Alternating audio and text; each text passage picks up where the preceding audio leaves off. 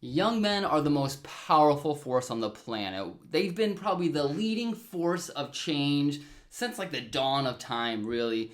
It's usually young men who are being called upon to, bring about these change, to be the driving force, to actually work. First off, they just have the physical strength. Because young men typically are, stronger, they can actually manipulate the world around them. They actually have like the force, the brute strength to actually make a change in their environment, which is very incredible. Next, they have energy. Spoiler alert for everyone under the age of 30. The moment you hit the big 3-0, it's basically just nap time all the time. So, by having, the vitality, the stamina, they can actually, bring about these changes. They don't just think about it, they actually have the energy to go carry out stuff. And then you can't forget about just how loyal young men are. It seems like once an attachment is formed for a man,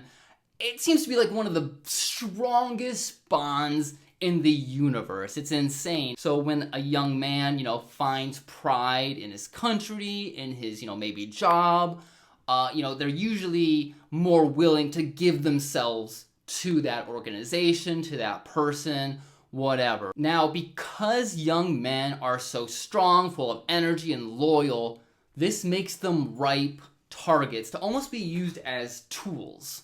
Instead of society looking at young men as like individual peoples with thoughts, emotions, feelings, whatever, usually it's thought like, what kind of utility can I get out of these people? The young men are getting used and sometimes just like disposed of like trash, like objects once they break. Soldiers are just sent off to die and get injured.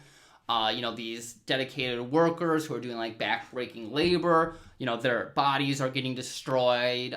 They're getting hurt on the job. So, young men, while they are so powerful, they're also very, sought after to be like manipulated and used.